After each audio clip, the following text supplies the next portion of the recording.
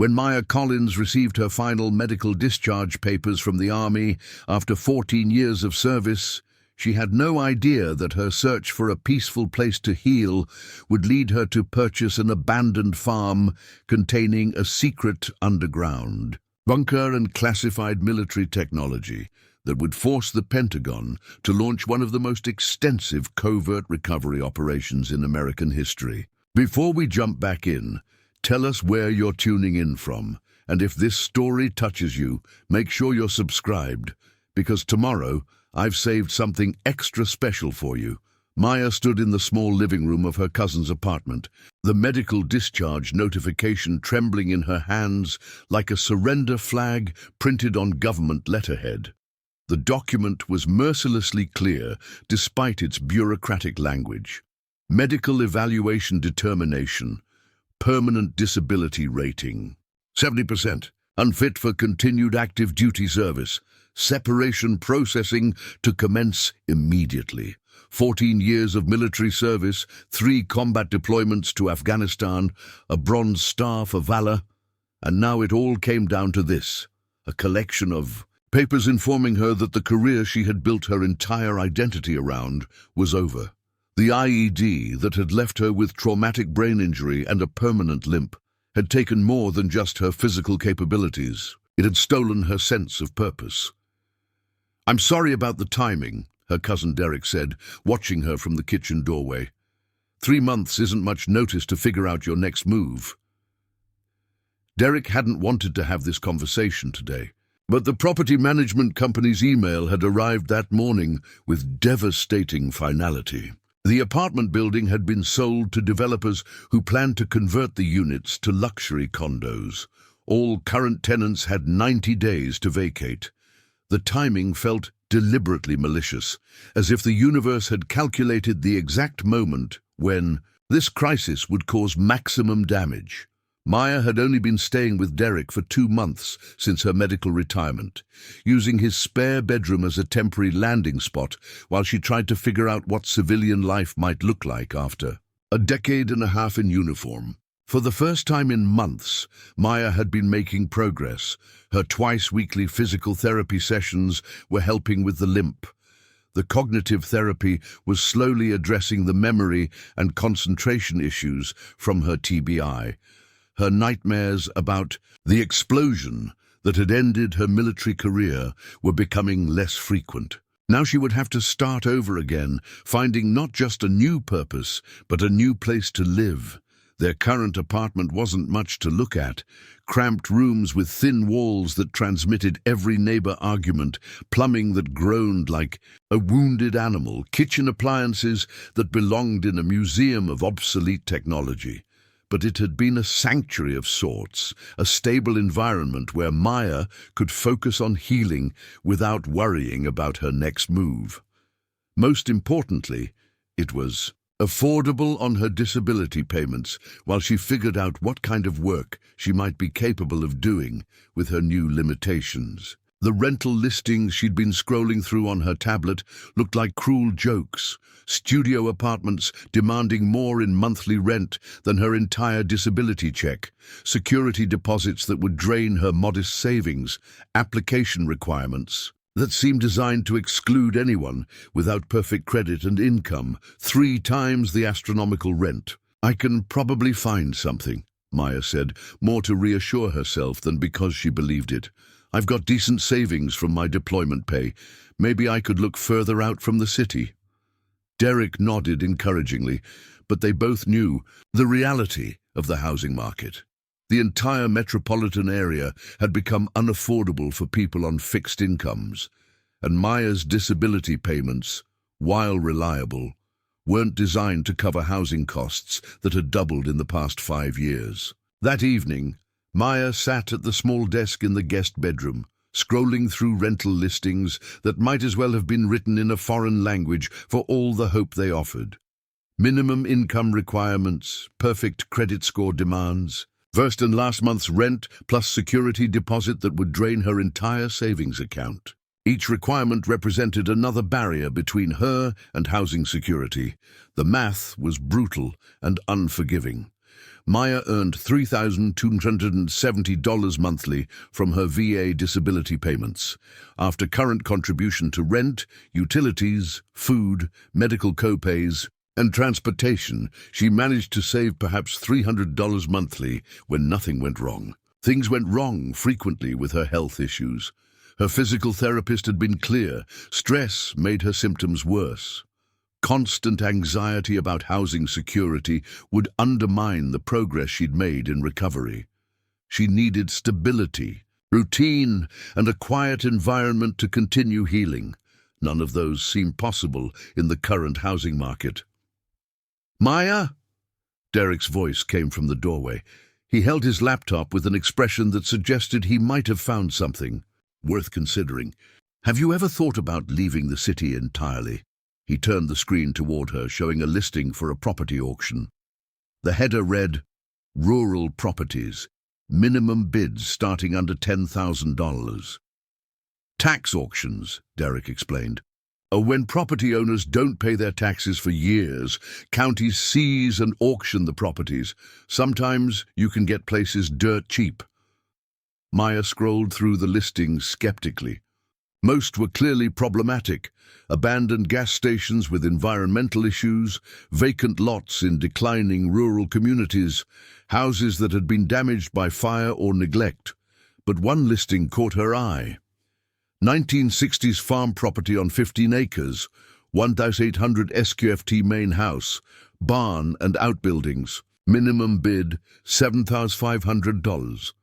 Preparing and narrating this story took us a lot of time, so if you are enjoying it, subscribe to our channel. It means a lot to us.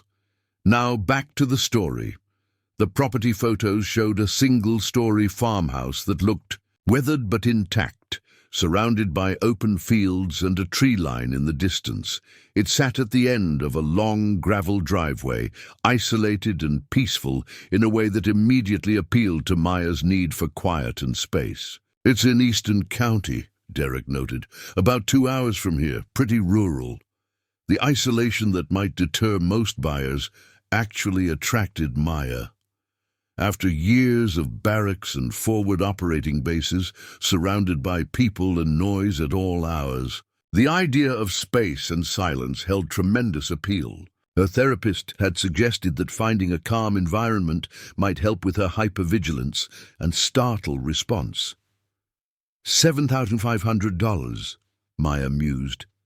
Her savings account currently held just over $22,000, every dollar of combat pay and hazard bonuses she'd managed to save during deployments. That's actually possible. For the first time in weeks, Maya felt a spark of hope. The property was likely a fixer-upper, but her military training had included basic construction and maintenance skills. More importantly, her father had been a contractor, and she'd spent summers working with him before enlisting. She knew her way around tools and home repairs. The auction was scheduled for the following Friday at the Eastern County Courthouse. Maya spent the rest of the week researching everything she could about the property, tax auctions, and the legalities of purchasing foreclosed real estate. What she learned was both encouraging and concerning. The farm had been built in 1963 by the Westfield family and operated as a working dairy farm until the early 1990s. The last owner, Thomas Westfield, had died in 2017, and the property had apparently been caught in probate complications, with distant relatives unwilling to maintain it but reluctant to sell. After 4 years of unpaid property taxes, the county had seized the property. According to public records, it had been sitting vacant for at least 5 years, possibly longer. The county inspector's report noted typical issues for an abandoned rural property: some water damage from leaking windows, electrical systems that needed updating, well and septic systems that required inspection and possible repair. But the report also indicated that the structure was fundamentally sound. The foundation showed no significant cracking. The roof had been replaced in 2010 and remained largely intact, and the main systems, while outdated, were not completely deteriorated. Most importantly, The property included significant acreage. 15 acres of mixed fields and woodlands with agricultural zoning. The isolation that might be a drawback for most buyers was exactly what Maya wanted. After years in war zones, hypervigilance had become her default state. Open space where she could see anyone approaching would be far more comfortable than an urban apartment with neighbors on all sides. The financial calculations were daunting but possible, even accounting for renovation costs, property taxes, and increased transportation expenses. Her monthly housing costs would be lower than any rental options she'd found. Rural property taxes were surprisingly reasonable compared to city rates. If she could do much of the renovation work herself, the long-term investment made sense. Thursday evening, Maya made the decision that would change everything. She called the county clerk's office to confirm auction procedures, arranged for Derek to drive her to the courthouse, and prepared a cashier's check for $20,000, nearly her entire savings, but enough to cover the minimum bid and leave room for competitive bidding, if necessary. "Are you sure about this?" Derek asked as they drove through increasingly rural countryside on Friday morning. "It's pretty isolated out here, and you haven't even seen inside the place." "That's exactly why I want it," Maya replied, watching farmland roll past the passenger window. "I need space and quiet. After Afghanistan, being surrounded by people makes me tense. I need to be able to see what's coming." Derek nodded, understanding that his cousin's needs were different after her combat experiences. What might seem isolating to him could be therapeutic for someone who had spent years in high-threat environments where crowds meant danger and confined spaces, could become death traps. The Eastern County Courthouse was an imposing brick building that had clearly seen better days. Inside, the auction was being held in a large conference room that smelled of old carpet and furniture polish. About 20 people had gathered, a mix of professional-looking investors in business attire, contractors in work clothes, and a few individuals who, like Maya, appeared to be ordinary people looking for affordable housing options. Maya took a seat in the back row, clutching her bidder registration card, number 22, and trying to appear more confident than she felt. The auctioneer, a thin woman with a surprisingly powerful voice, was explaining rules and procedures, with the rapid-fire delivery of someone who had done this many times before. "All properties sold as is, where is, no warranties expressed or implied. Buyer assumes all risks and responsibilities. Minimum bid increments of $100. Payment due immediately upon auction conclusion. Failure to complete payment results in forfeiture of deposit and property reverts to next highest bidder."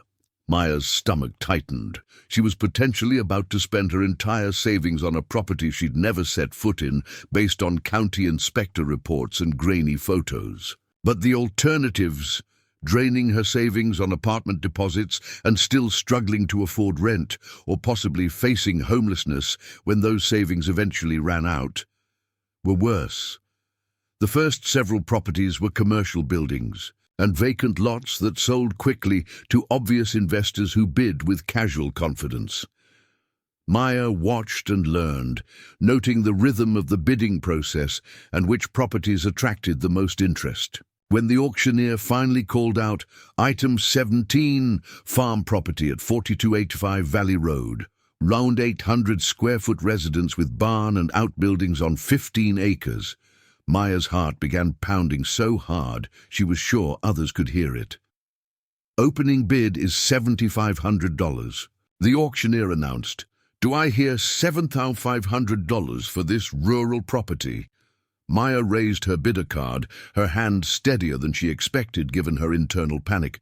$7,500 from bidder 22, the auctioneer acknowledged. "Do I hear $8,000? A man in a flannel shirt and work boots raised his card. $8,000 from bidder 9. "Do I hear $8,500? Maya raised her card again. She'd expected competition, but hoped it wouldn't drive the price beyond her budget. $8,500 from bidder 22. "Do I hear $9,000? The contractor bid again, and then a woman in business attire joined the bidding at $10,000. Maya felt her anxiety rising. The price was climbing faster than she'd anticipated. She bid $11,000, calculating rapidly how much she could afford to spend and still have enough left for essential repairs. At $15,000, the woman in business attire withdrew after checking something on her phone. The contractor studied some papers, made a quick phone call, then also stopped bidding. $15,000 from bidder 22, the auctioneer called. Going once, going twice. Sold to bidder 22 for $15,000. The sound of the gavel hitting the podium sent a shockwave through Maya's body. She had done it. She had purchased a property. She owned land. After years of living in military housing and temporary apartments, she had a place that was truly hers. The next hour passed in a blur of paperwork, signatures, and payment processing.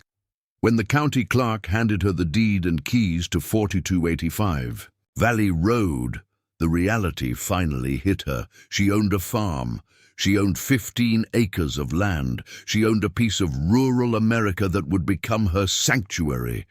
The drive from the courthouse to the property took 40 minutes, winding through increasingly remote countryside. Derek followed the GPS directions down progressively smaller roads until they turned onto Valley Road, a narrow two-lane strip of asphalt that curved through dense forest and occasional clearings.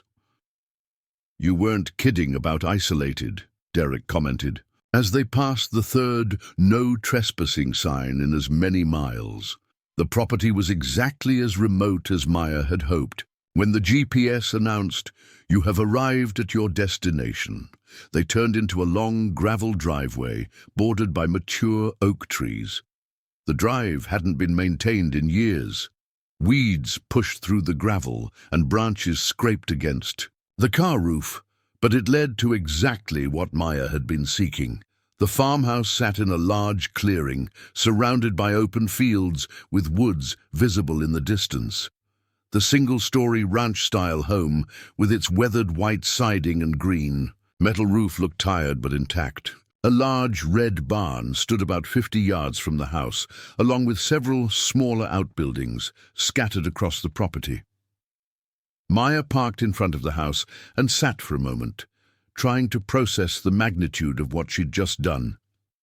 This morning, she'd been a disabled veteran facing housing insecurity.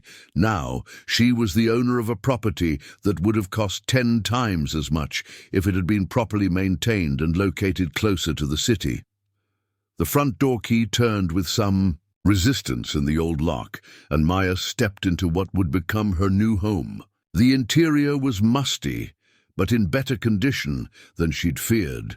The layout was simple: a central living room with a stone fireplace, a dated kitchen with harvest gold appliances that had probably been installed in the 1970s, 3 bedrooms, and a single bathroom with mint green fixtures that seemed frozen in time. The hardwood floors were dusty but appeared solid. The walls needed paint but showed no major damage. Windows were intact, though some had developed seals that allowed condensation between the panes. The electrical panel would need updating, and the plumbing fixtures showed signs of hard water deposits. But overall, the house was far more livable than Maya had dared to hope. "This isn't bad at all," Derek said, opening cabinet doors in the kitchen. "Mostly cosmetic stuff. New paint, updated fixtures, deep cleaning. You could actually live here while you renovate." Maya nodded, walking slowly through each room already, mentally planning the renovations and improvements. The largest bedroom had windows facing east and south, providing morning light and views of the fields behind the house. That would be her room. The morning sun would help with her depression, and the unobstructed sightlines would ease her hypervigilance. The smallest bedroom could become a home office where she might explore remote work options. The middle bedroom would make a perfect guest room for the rare occasions when she felt up to having visitors. "Want to check out the barn?" Derek suggested after they'd explored the house thoroughly. The massive red barn was in surprisingly good condition given its age and the years of neglect. The main doors opened with some effort, revealing a cavernous space with high ceilings supported by massive wooden beams. Farm equipment long since removed had left clear outlines in the dust on the concrete floor. Stalls that had once housed dairy cows stood empty along one wall, and a hayloft stretched across the rear of the structure. "This is amazing," Derek said, his voice echoing in the empty space. "You could do anything with this. Workshop, studio, storage." Maya nodded, already seeing the possibilities. The barn would make an excellent workshop where she could work on renovation projects regardless of weather. The smaller outbuildings could store tools and supplies. The acres of open field could eventually be cultivated, perhaps not as a commercial farm, but certainly for personal gardens and perhaps a few animals. As they explored the barn more thoroughly, Maya noticed something odd about the concrete floor near the rear wall. A section approximately 8 feet square appeared to be newer than the surrounding area, with a slightly different color and texture. "That's strange," she commented, kneeling to examine the seam where the newer concrete met the original floor. "Looks like this was replaced at some point." Derek joined her, running his hand along the distinct line between the two sections. "Of flooring, probably had to repair it, maybe equipment damage or something." But something about the repair bothered Maya. It was too precise, too deliberate. The newer section formed a perfect square with clean, straight edges, not the irregular pattern you'd expect from a typical repair job. As they continued exploring the outbuildings, Maya couldn't shake the feeling that something about the property wasn't quite what it seemed. The main structures were consistent with a small dairy operation from the 1960s, but certain details felt incongruous. The electrical system in the barn was far more robust than necessary for typical farm equipment. Heavy-duty conduit ran underground between buildings in patterns that made little practical sense for agricultural use. "I should probably head back soon," Derek said as afternoon turned to evening. "Got an early shift tomorrow. Will you be okay here tonight? The utilities are on, but this place has been empty for years." Maya considered the question. The rational choice would be to return to the city, gather supplies, and move in properly after basic cleaning and safety checks. But something about the property called to her. After years of transient military housing and temporary quarters, she craved the feeling of being truly home. "I'll be fine," she assured him. "I've got my sleeping bag in the car and the water's running. It's cleaner than half the places I slept in Afghanistan." After Derek left, promising to return the following weekend with supplies, Maya walked the perimeter of her new property as the sun began to set. 15 acres was larger than it sounded when viewed on paper. The fields stretched in all directions, bordered by woods that marked the property boundaries. The isolation was complete. No neighbors visible, no traffic noise, just the sounds of birds and wind through the trees. For the first time since the IED explosion that had ended her military career, Maya felt something like peace. Here, there, were no crowds to navigate, no sudden noises to trigger her startled response, no confined spaces to make her feel trapped.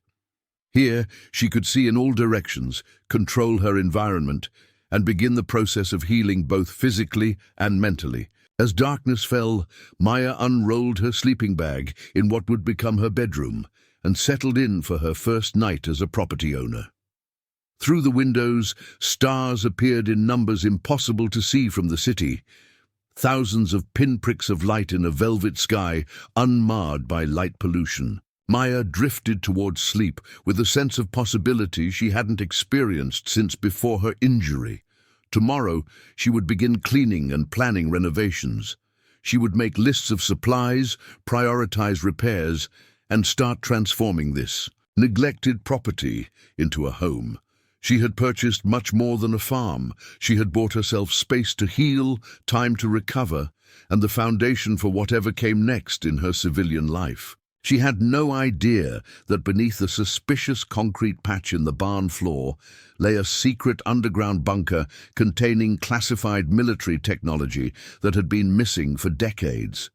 She couldn't have imagined that within 48 hours, military officials would arrive unannounced, demanding access to her property. All she knew was that for $15,000, she had purchased a sanctuary where she could rebuild her life after war. Maya Collins was about to discover that her isolated farm held secrets connected to Cold War military operations and experimental technology that had been hidden for over 50 years. The peaceful retirement she sought would soon be complicated by government agencies, classified information, and decisions that would test everything she thought she knew about duty, country, and personal integrity. But first, she had to discover what lay beneath that peculiar concrete patch in her barn floor. The secrets hidden on her new property had remained undisturbed for decades. By this time tomorrow, Maya Collins would inadvertently uncover a mystery that would bring the highest levels of military intelligence to her remote farmhouse door. I've created the introduction and first part of your story about a single veteran who purchases an abandoned farm and discovers a secret underground bunker. The story follows the same structural elements as the original video, while featuring completely different characters, setting, and specific details. Maya woke at dawn, military habits still dictating her body's rhythms, despite years of attempting to sleep past 0500. Sunlight filtered through dusty windows, illuminating, dancing dust motes in golden beams. For a moment she lay still, orienting herself in the unfamiliar space, her hand automatically reaching for the sidearm that was no longer there. Then reality settled in. This was her farm, her property, her fresh start. After 14 years of following orders and living in spaces belonging to the army, Maya owned something substantial. The enormity of that transition washed over her as she rolled up her sleeping bag and prepared to face her first full day as a property owner. She had grown accustomed to temporary spaces, barracks, forward operating bases, field hospitals, and rehabilitation facilities. Now she had permanence, a place where she could build something lasting. Maya stood at the kitchen sink, splashing cold water on her face and making a mental list of immediate priorities. Clean water was flowing, though it had a slight mineral taste that suggested the well might need servicing. Electricity was functioning, but the ancient fuse box would need upgrading before she could safely operate modern appliances. The propane tank outside appeared to be at least half full, promising hot water and cooking capabilities. Her phone showed no service bars. The property was indeed as isolated as she had hoped. She would need to research satellite internet options or possibly a signal booster. But the lack of connectivity felt liberating after years of constant accessibility. No one could reach her here, with demands or expectations. For the first time since her medical discharge, Maya had the luxury of true solitude. After a breakfast of protein bars and bottled water from her emergency kit, Maya began a systematic examination of the house, making detailed notes about necessary repairs and improvements. The structure was fundamentally sound, with issues that were primarily cosmetic or related to neglect rather than serious deterioration. The original hardwood floors could be beautiful, again with sanding and refinishing. The kitchen cabinets needed updating, but were solidly built. The bathroom fixtures were dated but functional. Walls needed paint, windows required resealing, and the entire space demanded deep cleaning. But none of these tasks exceeded Maya's skills or financial capacity. By mid-morning, she had developed a comprehensive renovation plan with 3 categories: immediate necessities, medium-term improvements, and long-term projects. Her military training, In logistics and mission planning translated perfectly to this new civilian challenge. She would approach the renovation methodically, allocating resources efficiently and attacking problems in order of priority. Having assessed the house, Maya returned to the barn that had captured her curiosity the previous day. In daylight, the massive structure was even more impressive, its weathered red paint glowing warmly in the morning sun. The interior space was cavernous, with skylights providing natural illumination through dust-streaked panels. The suspicious concrete patch that had caught her attention looked even more out of place in full daylight. The difference in color and texture between it and the surrounding floor was subtle, but unmistakable to Maya's trained eye. Years of IED detection in Afghanistan had honed her ability to notice things that didn't belong. Irregularities in road surfaces, disturbed soil patterns, inconsistencies in building materials. This concrete patch was deliberately disguised to match the original floor, but the craftsman had been limited by available materials. The newer concrete was perhaps 20 years old, while the original floor dated to the 1960s. No amount of artificial aging could perfectly match the decades of authentic wear.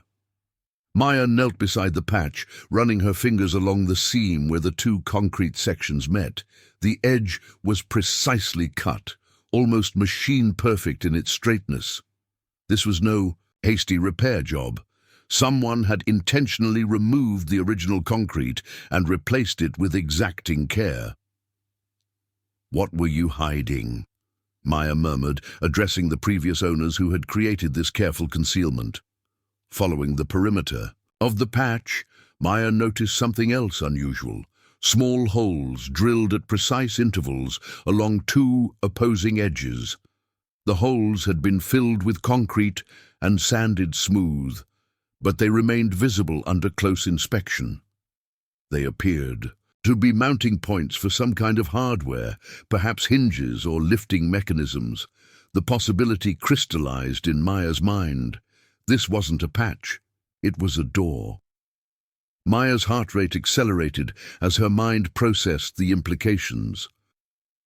Underground, rooms weren't uncommon in rural properties. Storm cellars, root cellars, and Cold War-era fallout shelters could be found throughout the American countryside.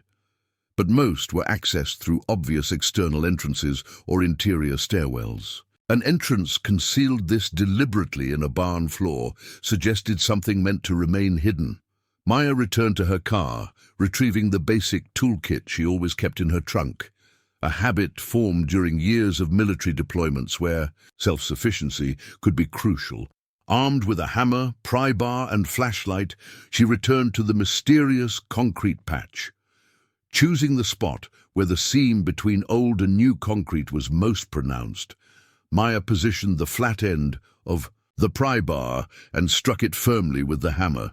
Concrete dust puffed up, but the surface held. She adjusted her angle, applying more force, and was rewarded with a small crack forming along the seam. Encouraged, Maya worked methodically around the perimeter, gradually widening the crack until she could insert the pry bar deep enough to apply significant leverage. After 20 minutes of persistent effort, she heard a distinct metallic click from beneath the concrete, followed by a barely perceptible shift in the surface beneath her. The concrete patch wasn't solid. Something underneath had just moved. Maya sat back on her heels, considering her next move. Her military training warned against rushing into unknown spaces. Without proper preparation, underground rooms could contain hazards, structural instability, toxic materials, oxygen deficiency, even dangerous wildlife that had taken shelter through small access points. But her curiosity and determination had always outweighed her caution, qualities that had made her an exceptional soldier while occasionally frustrating her commanding officers. After ensuring her phone was in her pocket and her flashlight was functioning properly, Maya resumed her efforts with renewed purpose. Working systematically around the perimeter, she gradually loosened the concrete section until she could insert the pry bar deep enough to apply serious leverage. With a sustained effort that sent pain shooting through her injured leg, Maya finally felt the concrete section shift significantly. A cloud of dust rose as the concrete moved, revealing that what she had thought was a solid patch was actually a disguised panel approximately 4 inches thick. Beneath it lay a metal trapdoor with a recessed handle, discolored with age, but still intact. "What the hell?" Maya muttered, shining her flashlight on the revealed door.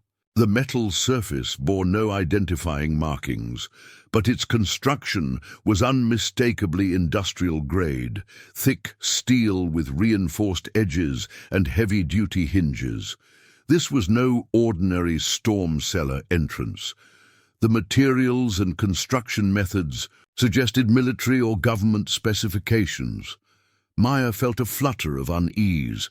Her years in uniform had taught her to recognize official installations, and this had all the hallmarks of government construction. But what would a classified facility be doing beneath a private dairy farm in rural Eastern County? And why had it been so carefully concealed? The rational choice would be to close everything up and contact authorities. If this was indeed government property, disturbing it could have legal consequences.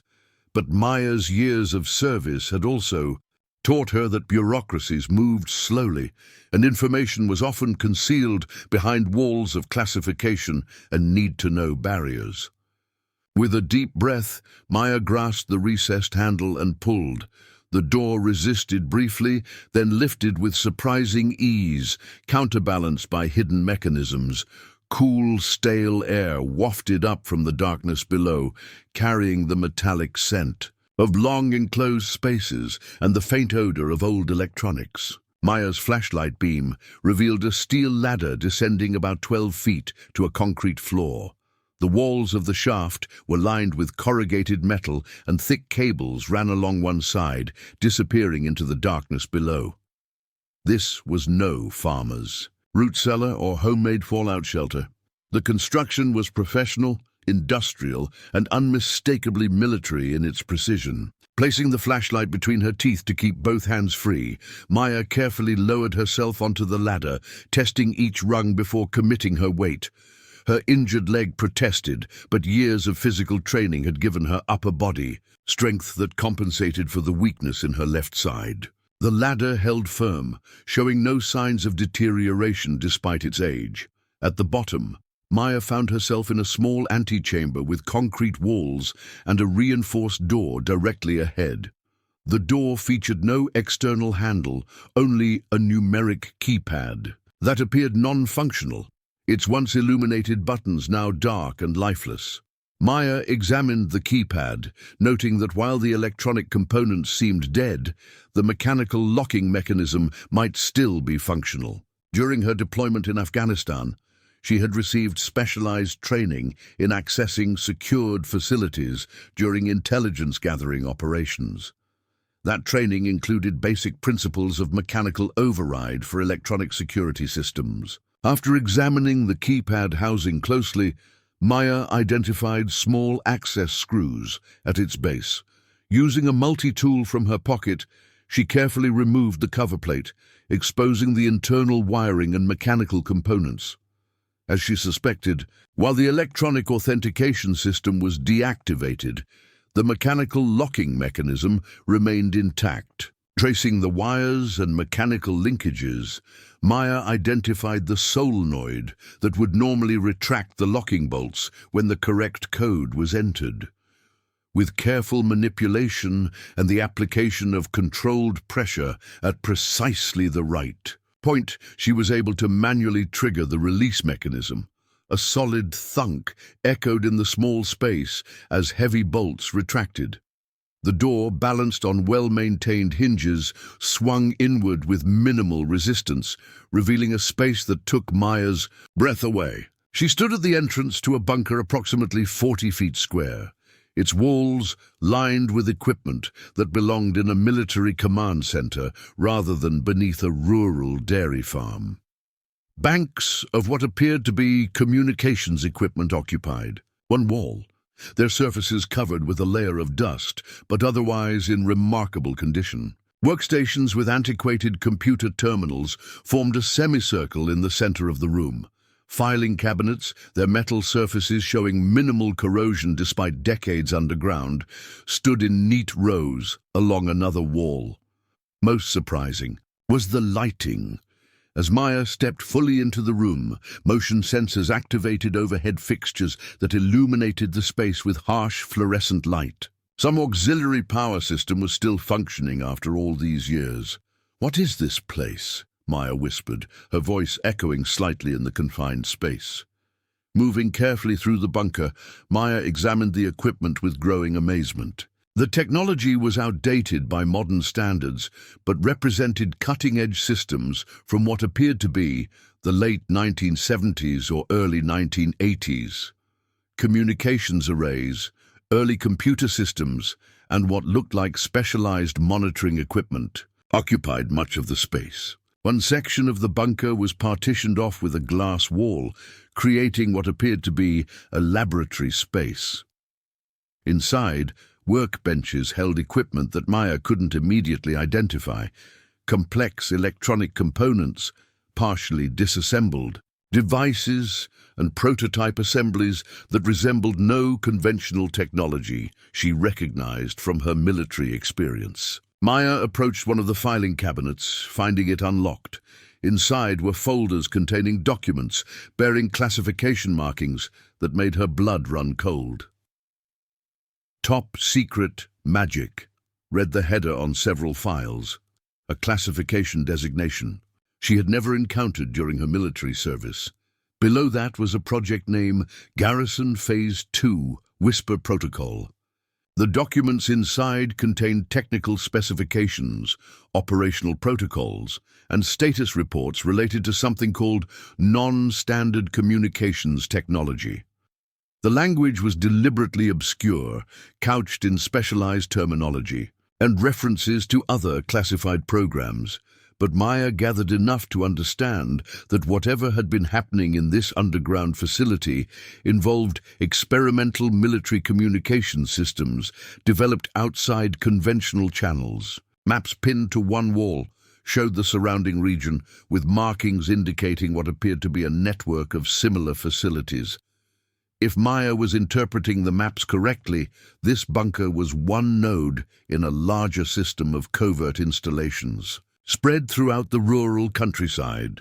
A logbook on the central desk contained the final entries from the facility's operational period. The last dated entry was from June 17, 1987, and read simply, "Project suspension order received. Initiate dormant protocol. All personnel to report to Garrison Prime for reassignment.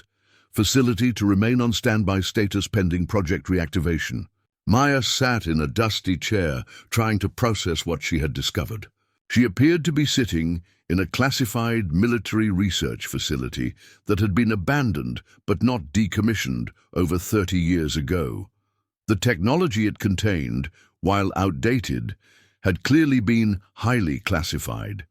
The fact that it had been left intact suggested either tremendous confidence in its concealment or the intention to eventually return and reactivate the facility. As a veteran, Maya understood the implications of such a discovery. Classified military installations, even abandoned ones, remained government property. The technology and information contained here was almost certainly still considered classified, despite its age. She had a legal obligation to report her discovery to proper authorities, but Maya also felt a personal connection to this hidden bunker. Like her, it was a military asset that had served its purpose and been left behind. The parallels weren't lost on her. A disabled veteran and an abandoned military installation, both discarded when no longer useful to the mission. After spending another hour documenting the bunker's contents with her phone camera, Maya carefully resealed the facility, returning to the surface with mixed emotions. The discovery complicated her plans for the property. Once she reported the bunker government officials would almost certainly demand access, possibly even reclaiming the land through eminent domain if the installation was still considered sensitive. Maya spent the rest of the day continuing her assessment of the house and outbuildings, but her mind kept returning to the underground bunker and its implications. By evening, she had decided to take one more day to properly document everything before contacting authorities. She wanted to understand as much as possible about what she had found before surrendering it to bureaucratic processes that might exclude her entirely. That night, Maya slept fitfully in her sleeping bag, her dreams filled with underground facilities and classified documents. She woke several times, momentarily disoriented, before remembering where she was and what she had discovered. The weight of her find pressed on her consciousness, demanding decisions she hadn't anticipated making when purchasing a simple rural property. Sunday morning dawned clear and cool, with mist rising from the fields surrounding the farmhouse. Maya rose early, prepared to spend the day thoroughly documenting the bunker before making the call that would inevitably bring government officials to her door.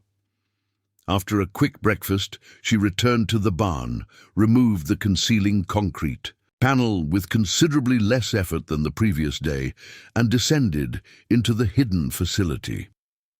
With daylight streaming through the open trapdoor, the bunker seemed less mysterious, but no less significant. Maya spent several hours methodically, photographing every piece of equipment, every document she could access, and the overall layout of the facility. She paid particular attention to the laboratory section, where the most advanced and unusual technology appeared to be concentrated. One device in particular drew her attention, a compact unit approximately the size of a microwave oven, with unusual antenna configurations and control interfaces, unlike any conventional communications equipment she recognized from her military experience. The device bore a project designation, Whisper Array Prototype 7. Adjacent to this device, a technical manual provided partial information about its purpose. The language was deliberately technical and obscure, but Maya gathered that the system was designed for what the documents called non-standard signal propagation, apparently a form of communication that operated on principles outside conventional electromagnetic transmission. The implications were staggering. If Maya was interpreting the documentation correctly, this facility had been developing communications technology that could potentially operate without the limitations of conventional radio or satellite systems, technology that would be invaluable for military applications even by modern standards. As Maya continued her exploration, she discovered a sealed door at the rear of the bunker that she had overlooked during her initial investigation. This door featured more sophisticated security measures than the entrance, a biometric scanner and a multi-digit keypad that would be considerably more difficult to bypass than the main entry. After careful consideration, Maya decided against attempting to access whatever lay behind this second door. She had already ventured into legally questionable territory by entering the main bunker without authorization. Forcing access to what was clearly an even more secured area would cross a line her military training and personal ethics wouldn't allow. By early afternoon, Maya had compiled comprehensive documentation of the accessible portions of the facility. She returned to the surface, carefully resealing the entrance, and walked back to the farmhouse to prepare for the call she knew she needed to make. Inside, Maya sat at the kitchen table with her phone, contemplating the proper procedure for reporting her discovery. As a veteran, her instinct was to contact the Department of Defense directly, but determining the appropriate office for a decades-old classified installation presented challenges. After consideration, Maya decided the most appropriate course was to contact her former commanding officer, Colonel Ramirez, who had maintained contact after her medical discharge and would know the proper channels for such a sensitive matter. But before she could place the call, the sound of vehicles approaching drew her attention. Moving to the window, Maya was shocked to see 3 unmarked black SUVs coming up her driveway, throwing dust clouds behind them as they approached at high speed. Maya's combat instincts kicked in immediately. Unknown vehicles approaching a remote location at high speed represented a potential threat. She moved away from the window, positioning herself to maintain visibility while minimizing her own exposure. Tactical habits ingrained through years of deployment in hostile territory. The vehicles came to a stop in front of the house, and 6 individuals emerged, 4 men and 2 women, all wearing civilian clothing but moving with the unmistakable bearing of military or law enforcement personnel. Their coordinated movements and tactical awareness were instantly recognizable to Maya's trained eye. One man, tall with close-cropped grey hair and the rigid posture of career military, approached the front door while the others established a perimeter around the property. Maya recognized the formation, standard security protocol for sensitive operations. A firm knock echoed through the house, followed by a voice that confirmed Maya's suspicions about her visitor's identity. "Ms. Collins, this is Colonel William Harrison, United States Army. We need to speak with you regarding a matter of national security." Maya opened the door, instinctively standing at a modified position of attention despite being in civilian clothes. The man before her carried himself with the unmistakable authority of senior command, and Maya's years in uniform had conditioned her to respond accordingly. "Staff Sergeant Maya Collins, retired," she identified herself formally. "How can I help you, sir?" Colonel Harrison's expression registered momentary surprise, then understanding. "You're military. That explains a few things. May we come in? What we need to discuss is classified." Maya stepped aside, allowing the colonel and a woman she introduced as Dr. Eleanor Chen to enter, while the others maintained their positions outside. In her living room, Maya faced her unexpected visitors with the calm assessment of a combat, a veteran who had faced far more threatening situations. "I assume this is about what I found in the barn," Maya stated directly. Harrison and Chen exchanged glances. "So you've accessed the facility," Harrison confirmed. "When and how extensively?" "Yesterday and today," Maya answered honestly. "I discovered the concealed entrance while inspecting the property. I was about to report it when you arrived." "What exactly did you see down there?" Dr. Chen asked, her tone professionally neutral, but her expression intensely focused. "Communications equipment, computer systems, laboratory space, and documentation. For something called Project Garrison and the Whisper Protocol," Maya reported with military precision. "Classification markings I've never encountered before. Technology that appears experimental even by today's standards." Harrison nodded, seemingly unsurprised by her assessment. "Ms. Collins, what you've discovered is a research facility that remains classified despite its age. Its existence and everything it contains falls under national security protocols that carry serious legal implications." "I understand classification requirements, Colonel," Maya responded. 14 years of service, including intelligence support operations in Afghanistan. I was planning to report the discovery through appropriate channels." Harrison's demeanor softened slightly at this information. "Your military background is fortunate in this situation. It means you understand the sensitivity of what you've found. What I don't understand," Maya countered, "is how a classified military facility ended up under a barn I purchased legally at a county tax auction, or why it was abandoned with apparently classified technology still intact." Dr. Chen spoke up. The Westfield property was originally acquired through a confidential arrangement with the family in 1963. The farm operation served as cover for the research facility. When the project was temporarily suspended in 1987, the facility was placed in dormant status rather than decommissioned. The property was supposed to remain under indirect government control, Harrison added. Unfortunately, when Thomas Westfield died in 2017, there was a bureaucratic oversight. The property control mechanism failed, allowing it to enter the tax foreclosure process without alerting the proper authorities. Maya processed this information, recognizing the familiar pattern of government administrative failure. She had seen similar breakdowns in military logistics and property management during her service. "So what happens now?" she asked directly. "We need to secure the facility and its contents immediately," Harrison replied. "A technical team is on standby to properly assess and potentially relocate the equipment. As for the property itself," Maya tensed, anticipating the worst.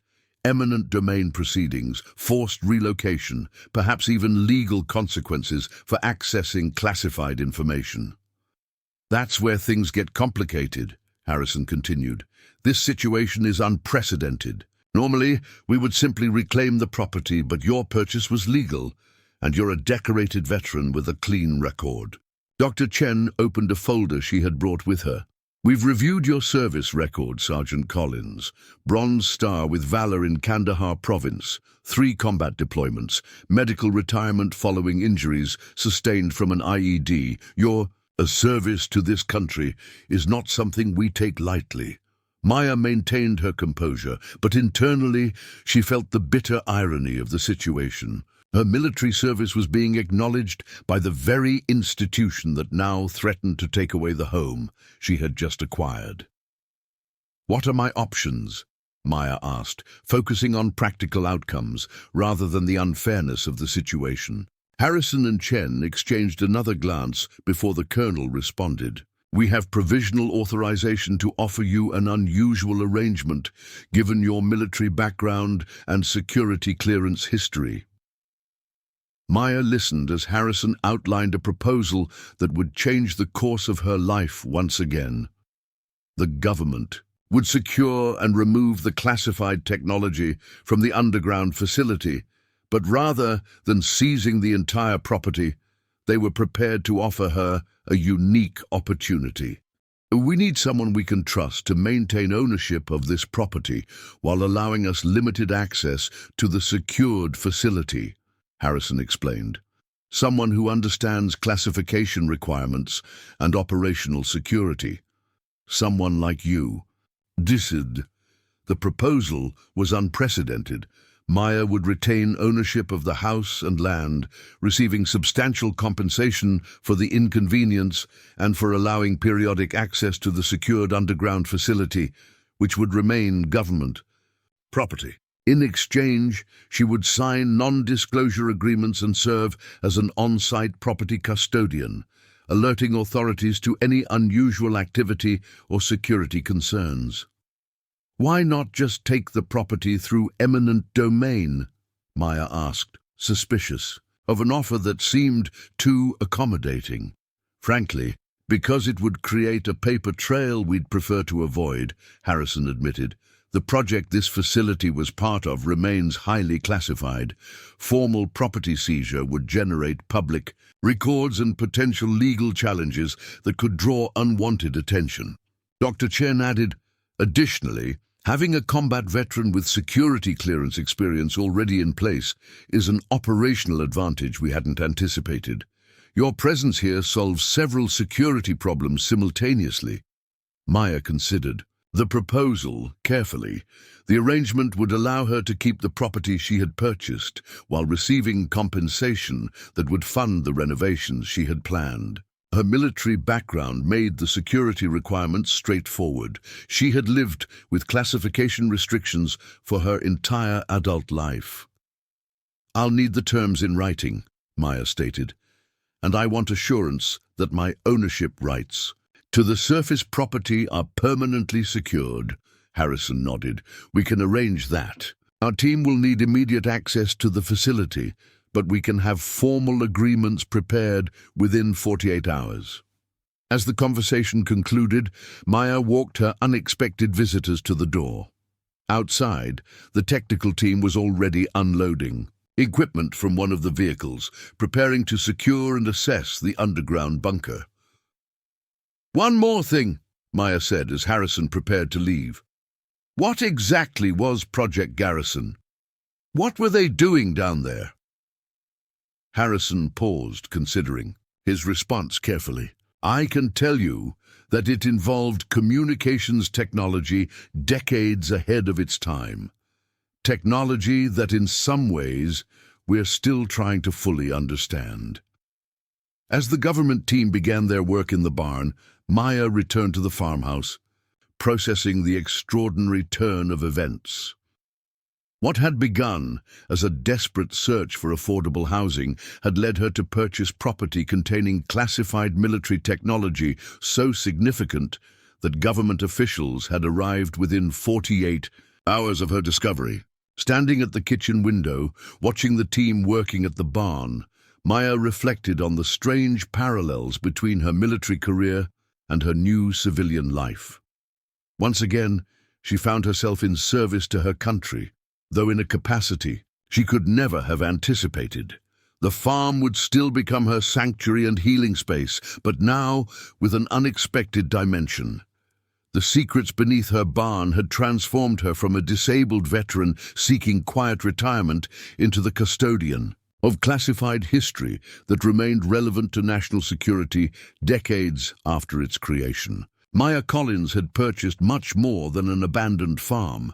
She had inadvertently acquired a role in ongoing operations that would connect her previous military service with her civilian future in ways she could never have imagined. The underground bunker had changed everything, but perhaps in ways that would ultimately provide the purpose and structure she had been missing since her medical discharge. As evening approached, Maya sat on the front porch of her farmhouse, watching the government team secure the barn area with inconspicuous but effective measures. Tomorrow would bring legal documents, security briefings, and the beginning of her unexpected new role. But for now, she simply observed the sunset over her property, 15 acres of land that contained both her future and echoes of America's classified past. 6 months had passed since Maya Collins discovered the classified underground bunker beneath her barn, and life had transformed in ways she could never have anticipated. The government team had spent 3 weeks extracting the most sensitive technology from the facility, carefully documenting and removing equipment that, despite being decades old, apparently still held significant intelligence value. They had sealed the secondary door that Maya had chosen not to breach, explaining only that the area behind it contained specialized research components that required controlled decommissioning. True to Colonel Harrison's word, Maya had received formal documentation securing her ownership of the property while granting the government limited access rights to the underground facility. The financial compensation package had exceeded her expectations, $175,000 for the inconvenience and cooperation, plus a monthly stipend of $2,500 for her role as site custodian. This unexpected windfall had transformed her renovation plans. From basic necessity to comprehensive restoration, the farmhouse now bore little resemblance to the neglected structure she had purchased at auction. New windows captured the morning light, illuminating freshly painted walls in serene blues and warm neutrals. The dated kitchen had been completely modernized with sustainable materials that honored the property's agricultural heritage while providing modern functionality. The bathroom had been expanded and updated with accessibility features that accommodated Maya's injury without sacrificing aesthetics. Most significantly, Maya had converted the largest bedroom into a combination sleeping area and physical therapy space with equipment recommended by her VA therapist. The regular exercises had improved her mobility dramatically over the past months. Her persistent limp was now barely noticeable on good days, and the episodes of debilitating pain had decreased in both frequency and severity. But the physical transformation of the property paled in comparison to Maya's personal evolution. The isolated farmhouse that she had originally sought as a retreat from the world had instead become a bridge back to meaningful engagement. Her role as site custodian had reconnected her to the structured purposefulness she had missed since leaving military service.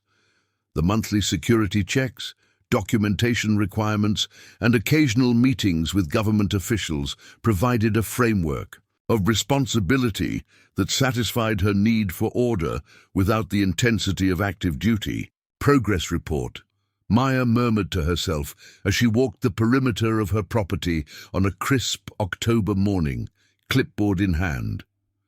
This weekly ritual, a self-imposed security check that exceeded the government's requirements, had become a cornerstone of her recovery routine. The methodical inspection of fences, outbuildings, and surveillance measures provided both physical exercise and the satisfaction of completing a mission. The government had installed discrete security systems around the property, motion sensors disguised as ordinary landscaping features, cameras concealed within birdhouses, and a sophisticated perimeter monitoring system that alerted both Maya and a remote security team to any unauthorized approach. To casual observers, the farm appeared to be a standard rural property with typical security measures for remote locations. Only someone with specialized training would recognize the military-grade protection subtly integrated into the pastoral setting. Maya paused at the edge of the eastern field, where she had begun preparing soil for spring planting. The Agricultural Extension Office had provided guidance on soil rehabilitation after years of neglect, and Maya had spent the past month working the earth with a small tractor purchased with part of her compensation. The physical labor, while challenging for her injured body, had proven therapeutic in ways that clinical rehabilitation never achieved. "Good morning, Sergeant Collins." The voice came from behind her, causing Maya to turn sharply, her combat reflexes still hair-trigger despite months of civilian life. Dr. Eleanor Chen stood at the edge of the field, her urban attire distinctly out of place against the rural backdrop. In the months since their first meeting, Chen had become Maya's primary contact with the government team, visiting approximately once a month to check the facility and update Maya on relevant security protocols. "Dr. Chen," Maya acknowledged, relaxing slightly, "didn't hear your car." "We landed at the northeast corner 10 minutes ago," Chen replied, gesturing vaguely toward the wooded area that bordered the property. "Thought it best to minimize visibility today." The helicopter approach explained both the lack of vehicle noise and Chen's unannounced appearance. It also signaled that today's visit wasn't routine. In their established protocol, helicopter arrivals were reserved for situations requiring enhanced security or transportation of sensitive personnel. "Who's we?" Maya asked, already scanning the property with renewed alertness. Her question was answered as two figures emerged from the tree line, Colonel Harrison and an older man in civilian clothing whose bearing nonetheless marked him as military. "Something's changed," Maya observed as the three approached. The security protocols had been consistent for months. Chen's regular visits, occasional technical teams performing maintenance on the underground facility, but always with advance notice and standard transportation. "We need to discuss developments," Harrison confirmed as they reached her. "This is General Malcolm Forrester. He was involved with the original Project Garrison in the 1980s. The older man extended his hand. His grip was firm despite his age, which Maya estimated at around 70. "Sergeant Collins, your service record is impressive. 3 tours in Afghanistan, Bronze Star with Valor. You were with the 10th Mountain Division?" Yes, sir, Maya confirmed, automatically straightening her posture in the presence of a general. Officer, ingrained habits reasserting themselves despite years away from active duty. I'd like to see the facility, Forrester stated, his tone making it clear this was not a request. Maya led the group to the barn, where the concrete panel concealing the underground entrance had been replaced with a more sophisticated access system during the initial security upgrade. A biometric scanner disguised as an ordinary electrical panel now controlled entry, recognizing Maya's fingerprints and those of authorized government personnel. The bunker itself had been significantly modified since Maya's discovery. The communications, equipment and laboratory components had been removed, leaving empty spaces where cutting-edge technology had once stood. The remaining infrastructure, power systems, environmental controls and basic furnishings had been maintained and, in some cases, upgraded. General Forrester moved through the space with the familiarity of someone returning to a location they knew intimately. He paused at various points, seemingly measuring the current reality against his memories, occasionally nodding to himself or murmuring observations too quiet for Maya to hear. Finally, he approached the sealed secondary door that Maya had chosen not to breach during her initial exploration. "This remains secure?" he asked Harrison. "Affirmative," the colonel replied. "Continuous monitoring shows no access attempts or environmental changes since our initial assessment." Forrester nodded, appearing satisfied. "Let's continue this discussion upstairs. No offense to your work, Colonel, but I've spent enough time underground to last several lifetimes." Back in Maya's renovated kitchen, the four sat around the farmhouse table that Maya had salvaged and restored from an outbuilding. The contrast was striking. Four people connected to classified military operations seated at a table that had served generations of dairy farmers, discussing matters of national security in a setting designed for rural domesticity. "Sergeant Collins," Forrester began, "what you discovered 6 months ago was part of a research initiative that began during the Cold War and evolved into something few people, even within the intelligence community, fully understood." Maya remained silent, recognizing that whatever information was about to be shared represented an expansion of her need-to-know parameters. Something significant had changed to justify this level of disclosure. Project Garrison was officially a communications research program, Forrester continued. That's what the paperwork said, that's what Congress was told, and that's what most of the personnel involved believed. The reality was more complex. He paused, seemingly weighing how much to reveal. The communications aspect was real, but it was in service to something more significant. We were developing technologies to detect and potentially counteract what we classified as non-standard intrusions, phenomena that defied conventional scientific explanation, but nonetheless represented potential intelligence concerns. Maya processed this carefully. "You're talking about anomalous phenomena, things that would fall under what the public might call..." She hesitated, reluctant to use terminology that might sound unprofessional. "The public would use many labels, most of them unhelpful," Forrester acknowledged. "Within the program, we simply called them variance events, occurrences that varied from established physical parameters in ways that couldn't be explained by conventional science. And this facility was monitoring these variance events," Maya asked, maintaining professional terminology. Chen spoke up. "This was one of 17 monitoring stations established in a pattern designed to create a detection grid across the continental United States. The technology in the Whisper Array was designed to detect subtle fluctuations that might indicate a variance event in progress. The reason we're briefing you now," Harrison added, "is that we've detected increased activity consistent with historical variance patterns.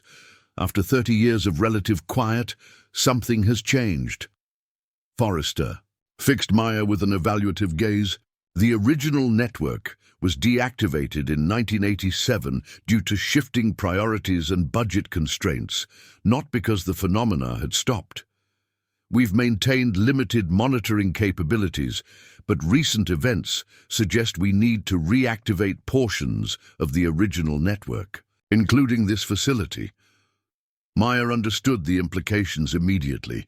You want to recommission the bunker, install new monitoring equipment. More than that, Forrester replied. We need to reactivate what's behind that second door. Equipment that was too sensitive to remove and too valuable to decommission completely. What exactly is behind that door? Maya asked directly. The three exchanged glances before Chen responded.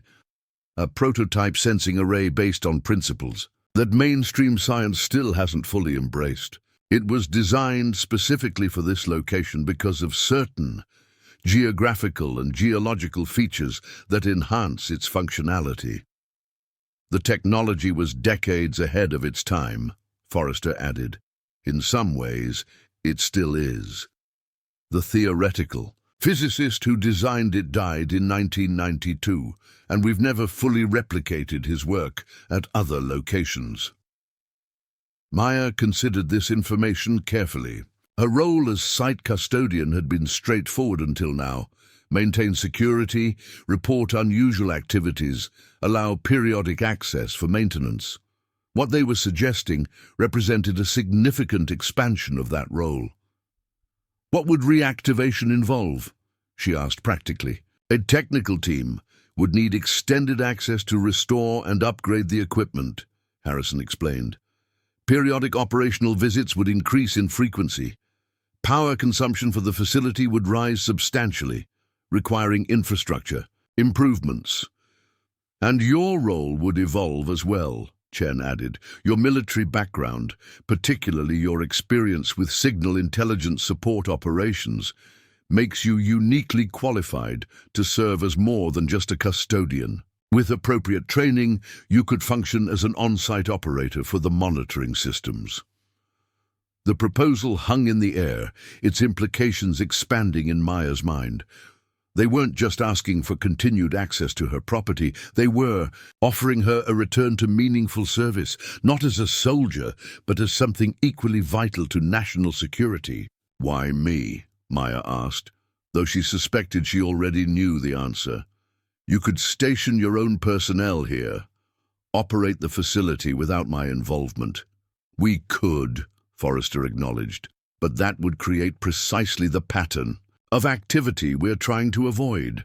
Regular personnel rotations, obvious security measures, increased traffic, all would draw exactly the kind of attention that the original program designed this facility to avoid. A disabled veteran renovating a rural property attracts no attention, Harrison added.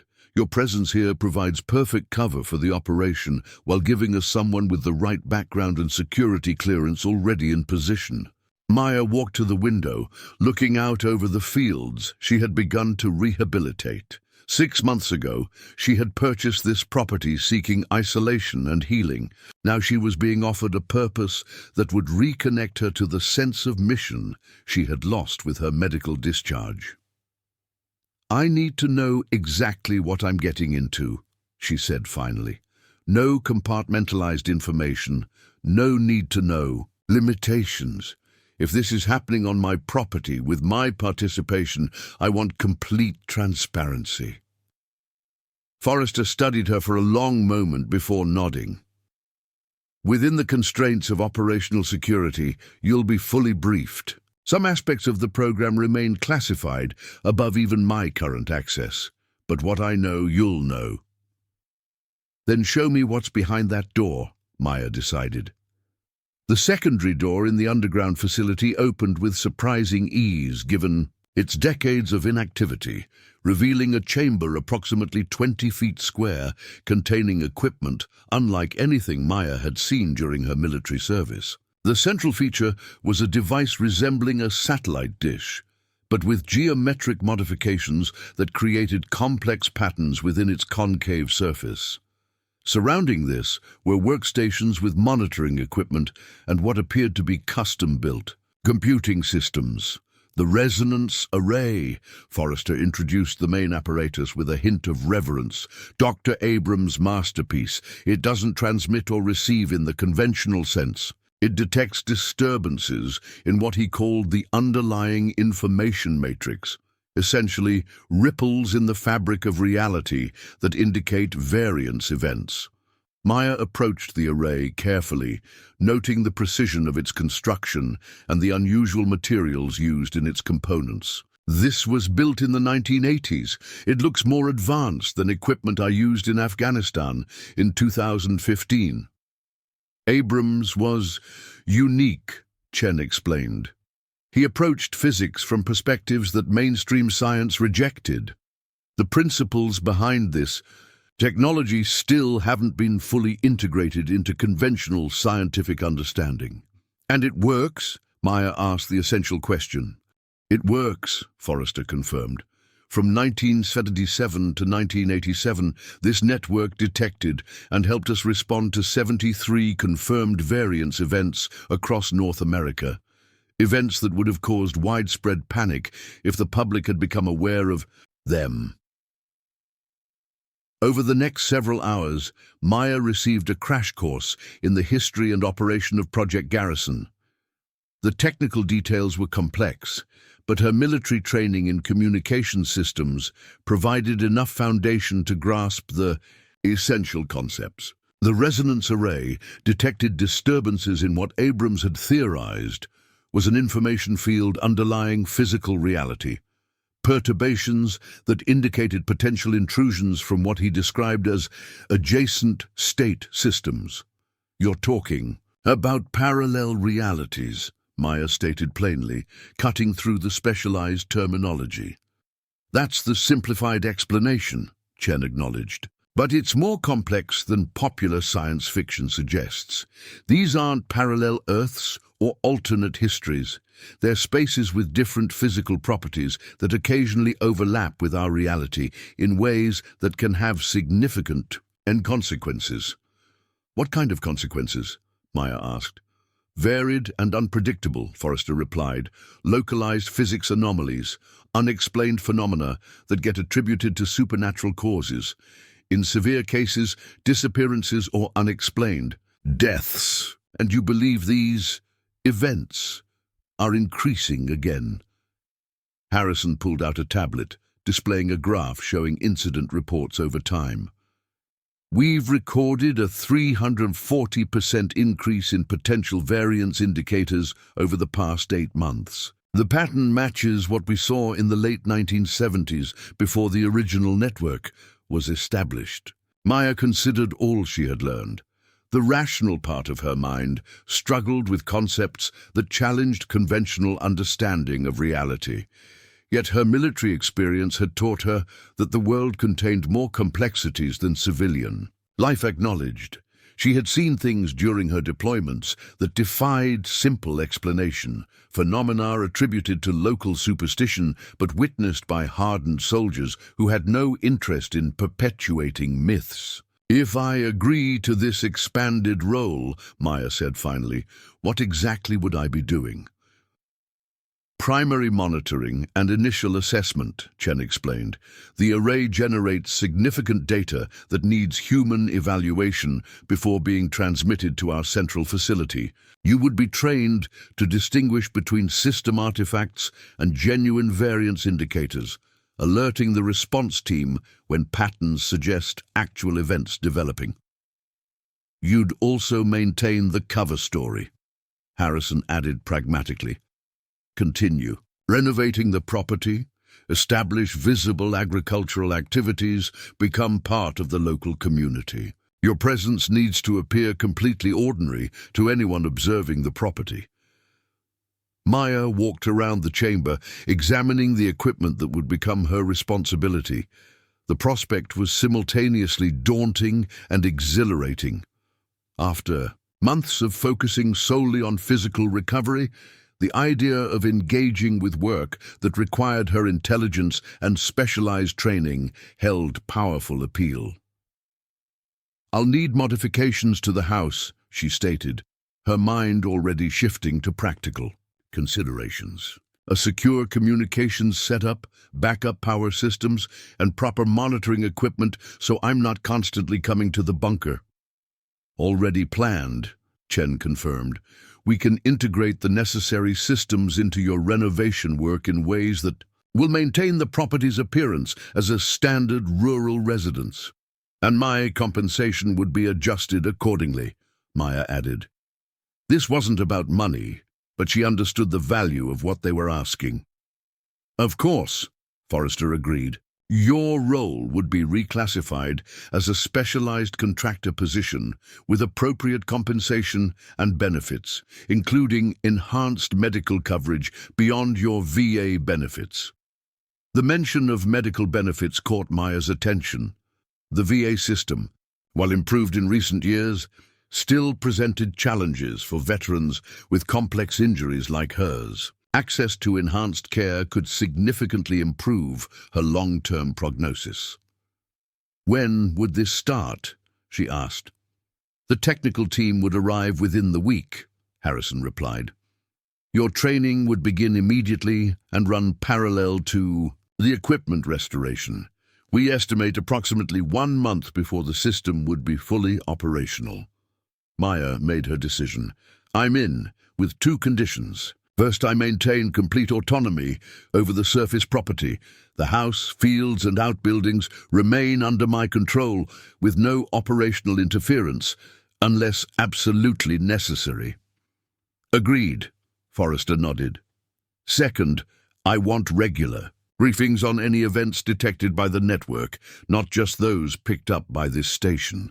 If I'm part of this operation, I want to understand the complete picture, not just my corner of it." The 3 exchanged glances before Forrester responded. "We can provide regular situation reports on confirmed events. Some details will remain classified based on sensitivity, but you'll receive more comprehensive information than a typical field operator." "Then we have a deal," Maya concluded. As the government team prepared to depart, making arrangements for the technical crew's arrival, Maya walked the perimeter of her property once more. The late afternoon sun cast long shadows across fields that she now viewed with new understanding. The land she had purchased seeking simple sanctuary had become something far more significant, a monitoring post for phenomena that most people would never know existed. 6 months ago, Maya Collins had been a disabled veteran struggling to find meaning after the abrupt end of her military career. Now she stood at the intersection of classified history and cutting-edge science, her unique combination of skills and circumstances making her essential to an operation protecting national security in ways few citizens could imagine. The farm would still become her healing space, but now with a purpose that reconnected her to the sense of mission she had lost.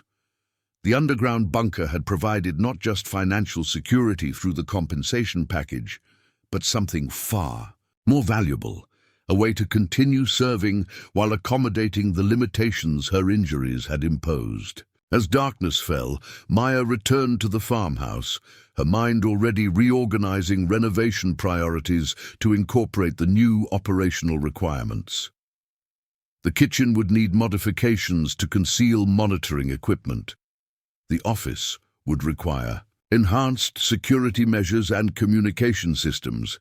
The backup generator would need upgrading to support the increased power demands.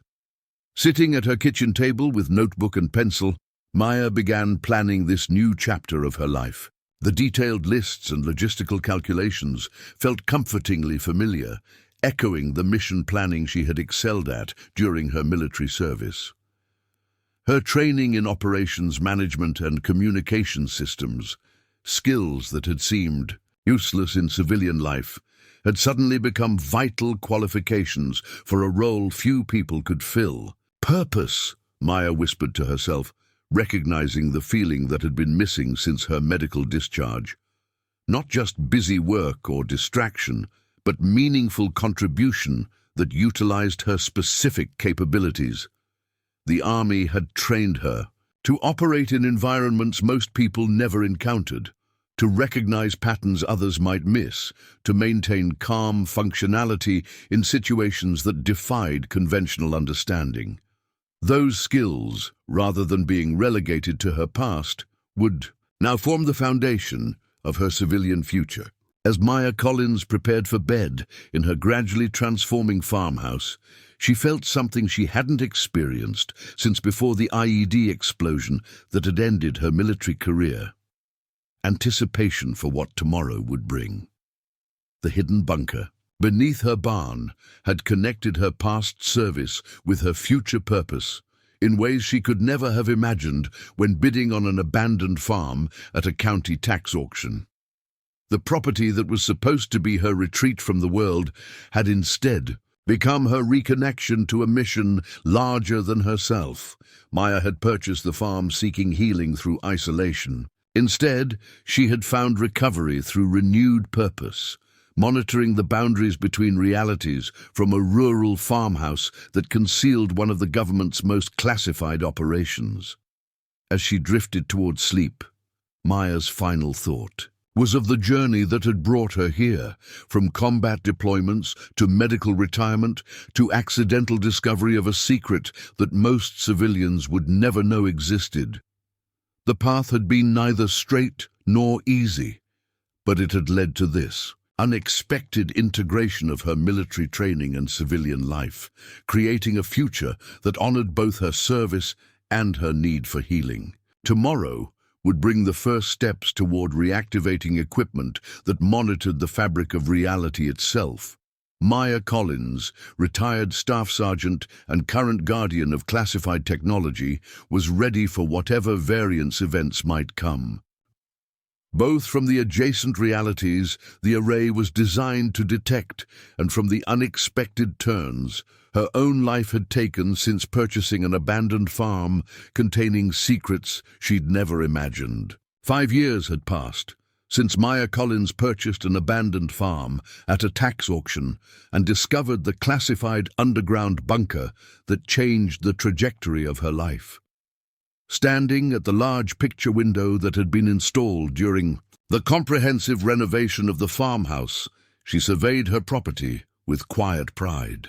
What had once been neglected fields overrun with weeds was now 15 acres of meticulously maintained land that served both as productive agricultural space and carefully disguised security perimeter.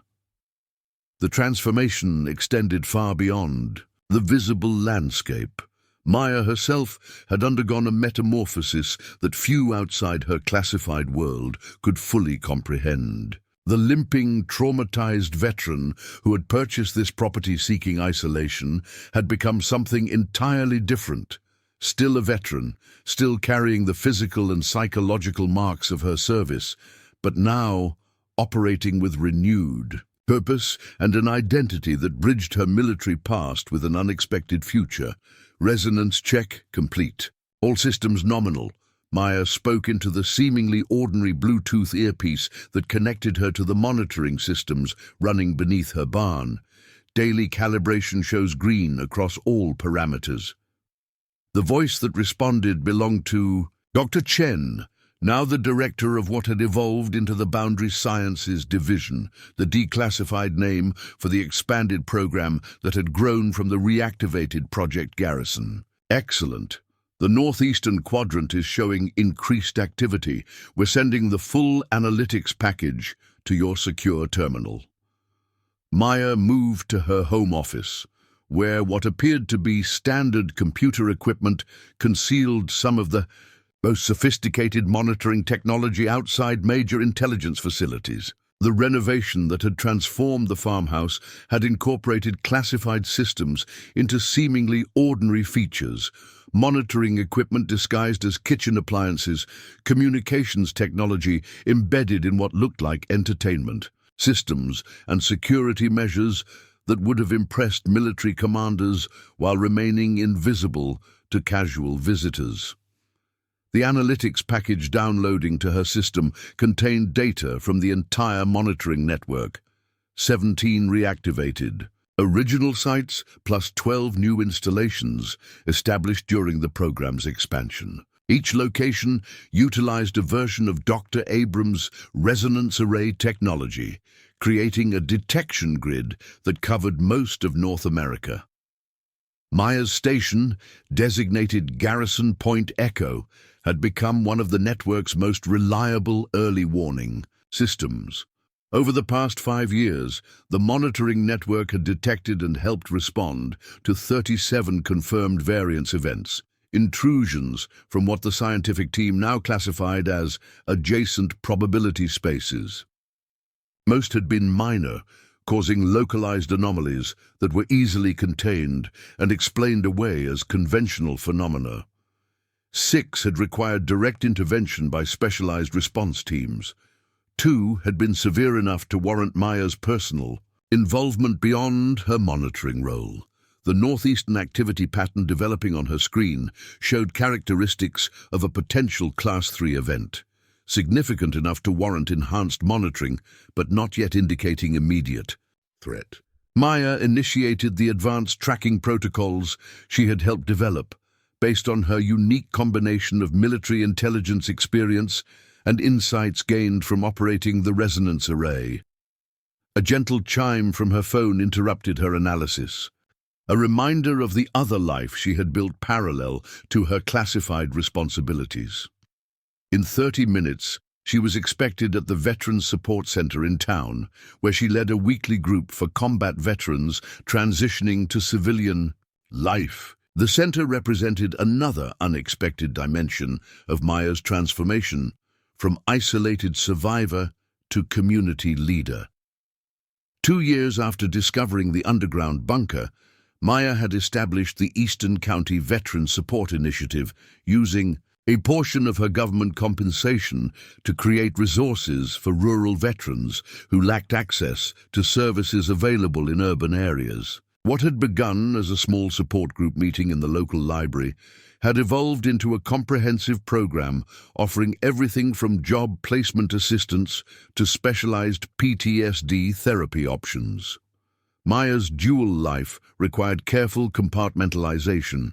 To her neighbors and the local community, she was simply a disabled veteran who had renovated an old farm and established a modest agricultural operation while devoting substantial time to supporting fellow veterans. Only a select few within the classified world knew that her farm concealed one of the most important monitoring stations in a network detecting phenomena that would shatter conventional understanding of reality.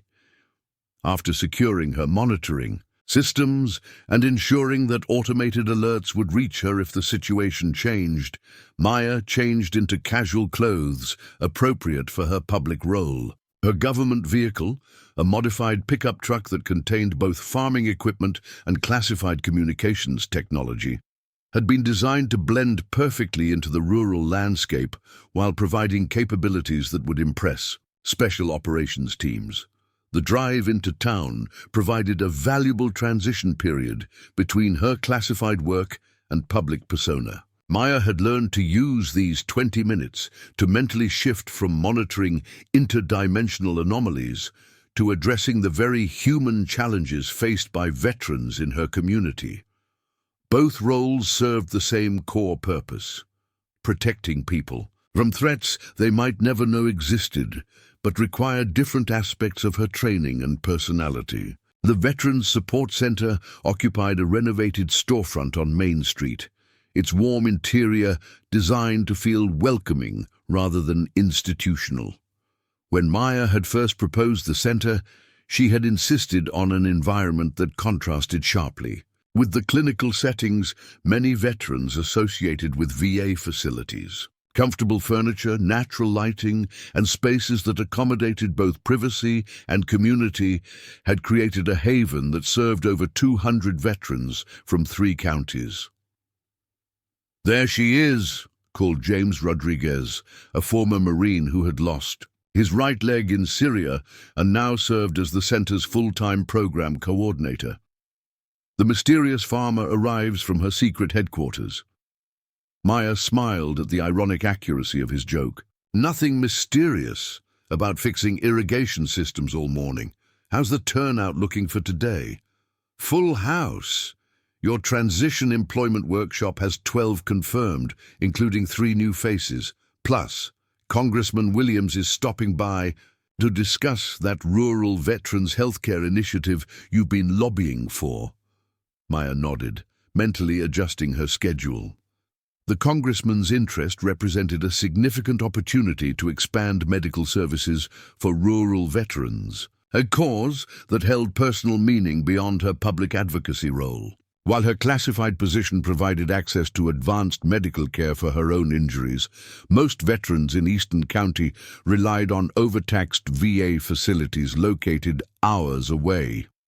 The transition workshop represented Maya's most direct application of her unique experience, drawing on both her military training and her unexpected journey into classified civilian service. She had developed a program that helped veterans identify transferable skills and find meaningful employment beyond the obvious security and law enforcement paths many defaulted to after service.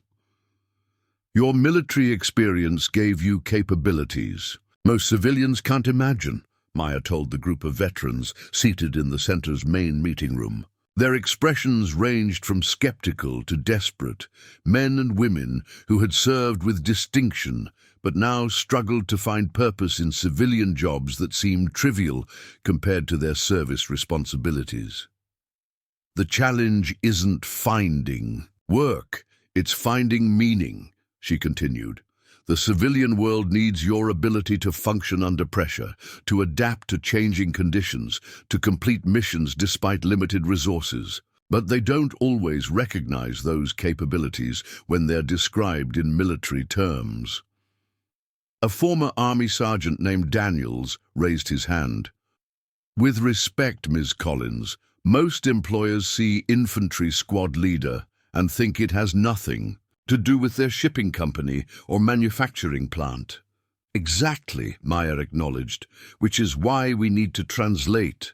A squad leader is actually an operations manager who coordinated multiple team members with diverse skills to achieve specific objectives under challenging conditions with strict deadlines.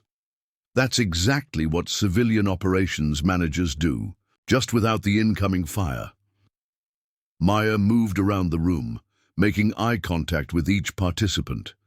The key is identifying your core capabilities, not just your specific military tasks. You weren't just clearing buildings or running patrols.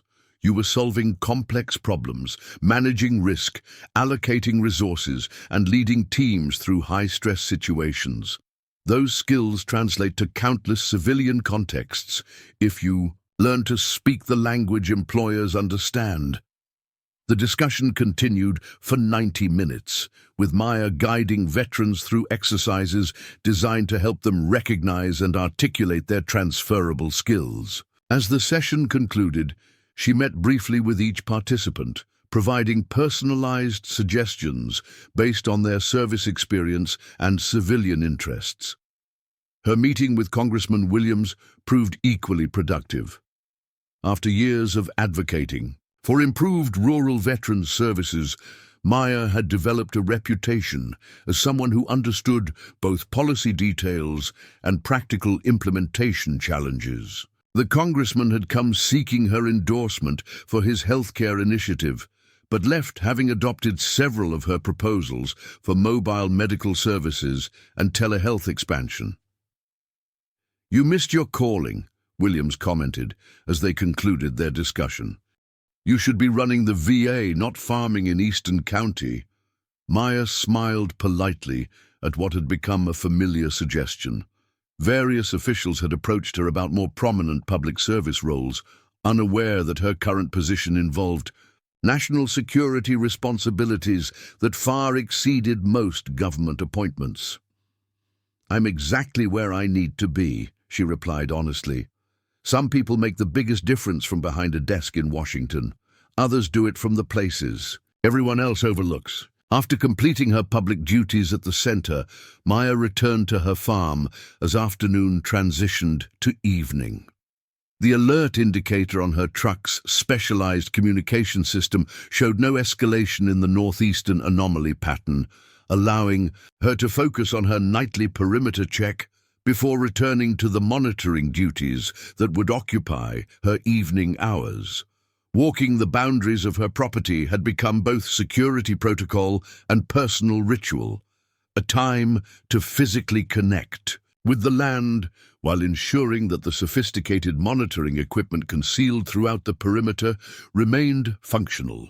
The farm's transformation mirrored her own evolution. What had once been neglected and undervalued had become vital infrastructure serving purposes invisible to casual observers. Near the eastern boundary, Maya paused to examine a newly installed sensor disguised as an ordinary fence post. The technical team had integrated it last week as part of the ongoing system enhancement that kept the monitoring network ahead of the increasingly complex variance patterns they had observed over the past year.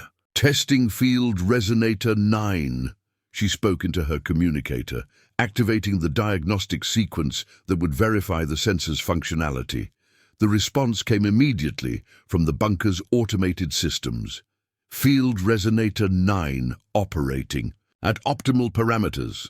Signal integrity 98.6%. As Maya completed her perimeter check and returned to the farmhouse, her secure communication system alerted her to an incoming priority transmission from Boundary Sciences Division headquarters. The northeastern anomaly pattern had shifted, showing characteristics that warranted heightened vigilance. In her office, Maya activated the specialized monitoring interface that had been designed based partly on her suggestions for improving operator efficiency. The three-dimensional visualization showed energy patterns consistent with what the scientific team now classified as boundary thinning, areas where the separation between adjacent reality states was becoming more permeable. Garrison Point. Echo initiating focused scan, Maya reported, directing the resonance array to concentrate its detection capabilities on the specific coordinates identified in the alert. For the next 3 hours, Maya monitored the developing situation, coordinating with analysts at headquarters and 2 other monitoring stations in the network. The anomaly pattern fluctuated, but remained contained within parameters that suggested natural dissipation rather than expansion. By midnight, the system had downgraded the alert status to routine monitoring. As Maya prepared for bed, her secure communication system chimed with an incoming call. The identification code indicated General Forrester, now the overall director of the expanded program and still actively involved, despite having officially retired from military service 2 years earlier. Collins, Maya answered, automatically shifting to a more formal demeanor despite being in her own bedroom. Sorry for the late call. Forrester's voice carried the weariness of someone who had been monitoring the same situation. The northeastern pattern has stabilized, but we've identified something interesting in the data your station collected. There's a signature we haven't seen before, a harmonic resonance that suggests this wasn't a random boundary fluctuation. Maya sat at the edge of her bed, immediately alert. Intentional manipulation? Possibly. The analytics team is still processing, but preliminary assessment suggests directed energy consistent with technological intervention rather than natural phenomena. The implications were significant. While natural variance events had been documented for decades, the possibility of deliberately manipulated boundary conditions represented a new and potentially concerning development. We're convening a full assessment team tomorrow at 0900, Forrester continued. I want you to participate remotely. Your experience with the resonance array's detection patterns gives you insights our analysts sometimes miss. I'll be ready, Maya confirmed. Should I initiate enhanced monitoring protocols overnight? Already authorized. The updated parameters have been transmitted to your system. Your station will function as the primary early warning node for the northeastern quadrant, until further notice.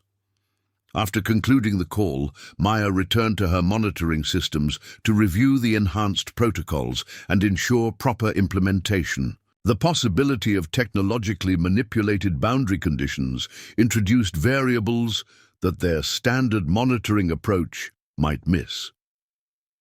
If someone was deliberately attempting to influence the barriers between reality states, the potential consequences ranged from localized anomalies to catastrophic disruptions. As she worked, Maya reflected on how thoroughly her life had transformed from what she had envisioned when purchasing this property 5 years ago. She had sought isolation and simplicity, a quiet place to heal from her combat injuries and process the abrupt end of her military career. Instead, she had found herself at the center of operations monitoring phenomena that most scientific institutions didn't acknowledge existed. Yet the farm had indeed become her sanctuary, just not in the way she had imagined. The meaningful work, the connection to both classified operations and the veteran community, the opportunity to continue serving while healing from her injuries, all had contributed to a recovery more complete than she had thought possible. Maya completed the enhanced monitoring setup and finally prepared for sleep, knowing that automated systems would alert her to any significant developments.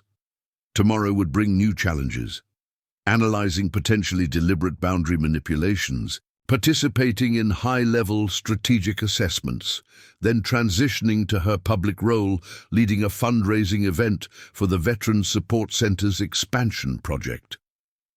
5 years ago, Maya Collins had been a disabled veteran facing housing, insecurity and uncertain future prospects. Now she monitored the boundaries between realities while building support systems for fellow veterans, dual responsibilities that utilized different aspects of her capabilities but served the same core purpose of protection and service. The following morning brought confirmation of Forrester's concerns. The analytical team had identified energy patterns consistent with technological manipulation of boundary conditions. Someone was apparently attempting to thin the barriers between adjacent reality states using advanced technology that paralleled some aspects of the resonance array's theoretical foundations. The signature contains elements we've only seen in Dr. Abrams' experimental prototypes, Dr. Chen explained during the video conference that included key personnel from throughout the monitoring network. Whoever is generating these patterns has access to theoretical principles that were classified above top secret. Are we looking at information leakage from the original program? Asked Colonel Harrison, who now served as security director for the Boundary Sciences Division. Unlikely, Forrester responded. Most of Abrams's theoretical work was never digitized. After his death in 1992, his personal research materials were secured in facilities with no network connectivity. This suggests either independent development of similar principles or someone who worked directly with Abrams, Maya completed the thought, someone who understood the principles well enough to reproduce them without access to the original documentation. Precisely, Forrester confirmed. We're reviewing personnel records from the original program, focusing on researchers with theoretical physics backgrounds who worked directly with Abrams between 1975 and 1987. The discussion continued for nearly 2 hours, developing monitoring strategies and response protocols for what represented an entirely new category of potential threat. Maya's suggestions for modifying the resonance array's detection parameters to better identify artificial manipulation patterns were adopted for immediate implementation across the network. As the meeting concluded, Forrester asked Maya to remain on the secure channel for a private conversation. When the others had disconnected, his expression shifted from professional focus to something more personal. How are you doing, Collins? Really doing, not the official report version. The question caught Maya by surprise. Their professional relationship had always been cordial, but primarily focused on operational matters. This represented a rare acknowledgement of the human factors underlying their classified work. "I'm good," Maya replied after a moment's consideration. "Better than I expected to be 5 years after medical retirement. The work helps, both this and the Veterans Center." Forrester nodded. "Your dual role is unique within the program. Most of our site operators maintain cover identities, but don't engage in community service at the level you've established. The Veterans Center has become something of a model we're considering replicating near other monitoring stations." "It serves both purposes well," Maya acknowledged. "Provides legitimate cover for my presence here while actually helping people who need it. The skills translate surprisingly well between both roles." "That's actually related to what I wanted to discuss," Forrester continued. "The recent developments suggest we may need to expand certain aspects of the program. Your experience successfully balancing classified operations with public service makes you uniquely qualified to help establish similar arrangements at other locations." Maya understood the implication.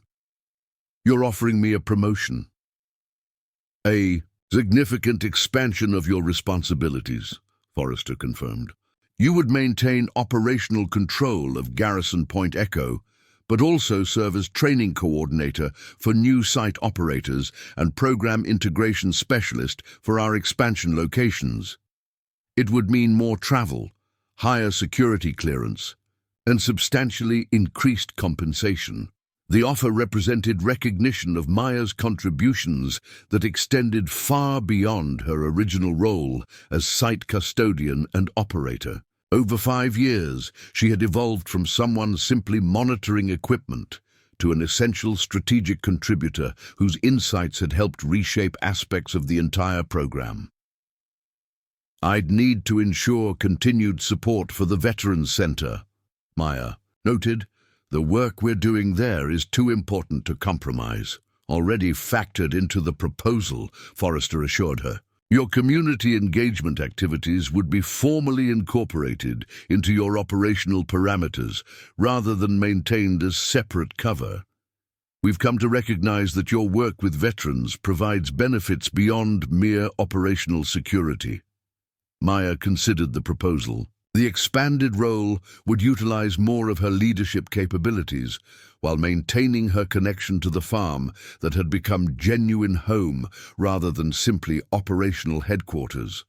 It would also provide opportunities to help other veterans find meaningful work within the program, something she had advocated for years. "I accept," she decided. "When do we start?" "Immediately," Forrester replied with a slight smile. "Your first candidate arrives tomorrow for preliminary assessment. Former Air Force intelligence specialist with technical background and combat experience.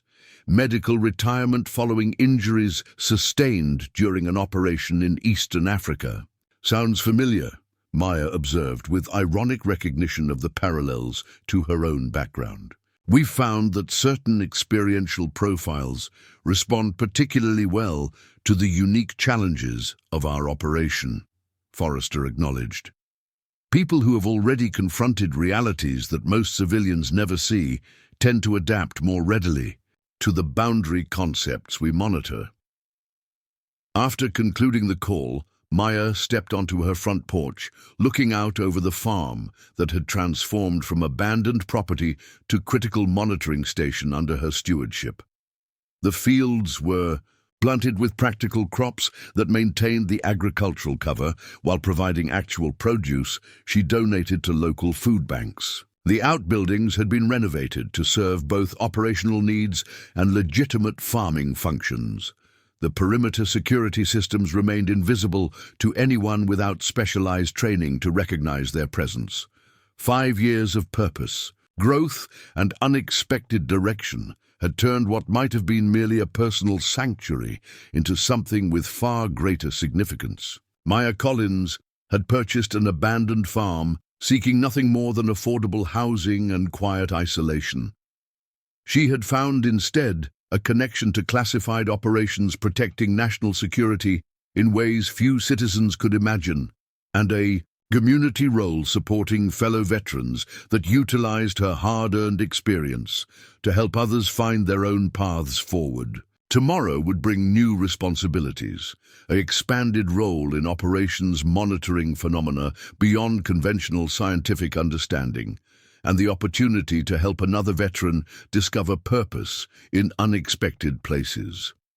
Maya was ready for whatever variance events might emerge, both from the adjacent realities the resonance array was designed to detect, and from the continuing evolution of her own remarkable journey from disabled veteran to guardian of the boundaries between worlds. Up next, you've got two more standout stories right on your screen.